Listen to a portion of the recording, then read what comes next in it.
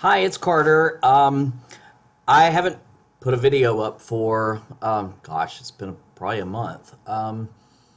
It's interesting. I was driven to do those first videos, and then all of a sudden, after that, it was kind of like, I'm just not feeling it. But I decided today that it was time to go ahead and start telling some of the rest of my story. So here it is. I'm back in New York at my apartment. Amazingly quiet at the moment, but uh, I'll warn you in advance that it's very likely there might be some noises from outside because it's New York City. Um, so I talked about high school and growing up in Alabama, which you might think that it would have inspired me to try to go to a university somewhere else in the country. But I ended up going to a university that my mother had gone to, and my sister was already there. And so it just felt comfortable for me to do that. Now, what was interesting was the university I went to was sort of known as the school in Alabama where gay people went to school. It was known as the gay school, which um, so I knew that, but it really wasn't. Maybe deep down it was part of why I chose to go there.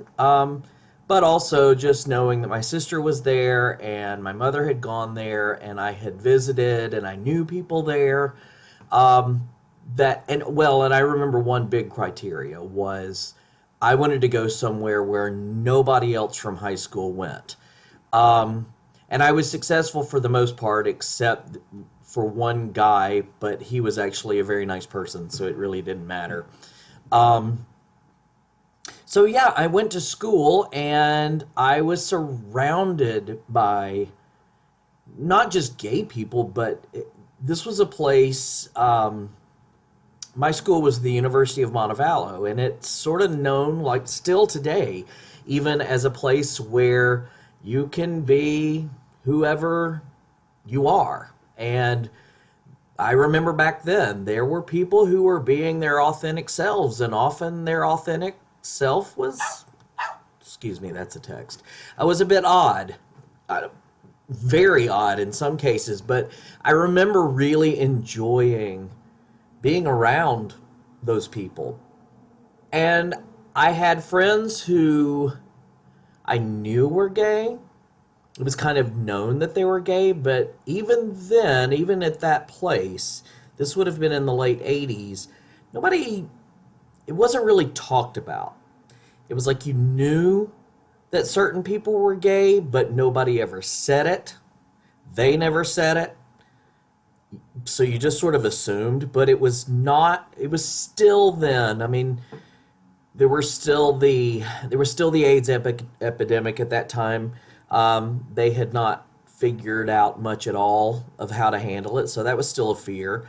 Um, and I don't know. I just continued to fight this. I went through um, a religious period in college, and then kind of went through a bit of a rebellious time in college. But none of those were enough to shake me enough to come out.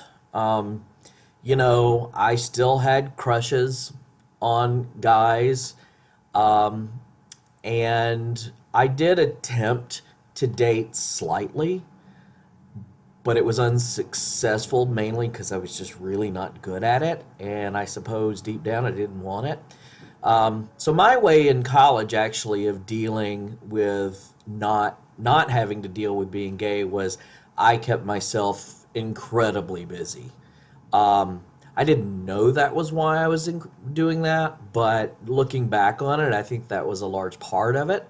Um, I became the editor of the school newspaper when I was a freshman, which had never happened before. I was actually the first freshman to become editor, and it was because of a freak situation where I was on the staff, and the editor quit suddenly.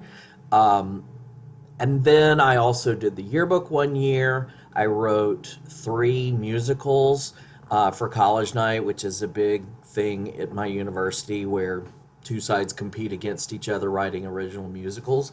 So that took up a tremendous amount of time. And then I just had lots of really, really great friends. And I focused on that. I focused on my friends.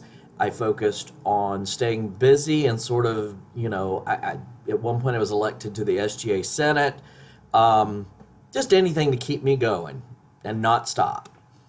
Um, so towards the end of being there, I was a music major, but I was cast in the lead role of a show, and they needed a choreographer, and the this was somebody they were hiring from outside, and the choreographer that they hired um, was who I ended up marrying a few years later. And so I'll talk about that in the future. For now, we're going to stop there. So hope these videos are helping and if it helps one person, then it's worth doing it. And it's also good for me too, just to put this all out into the world. So have a great day. If you're watching it today, it's a weekend coming up, and thanks a lot. We'll see you next time.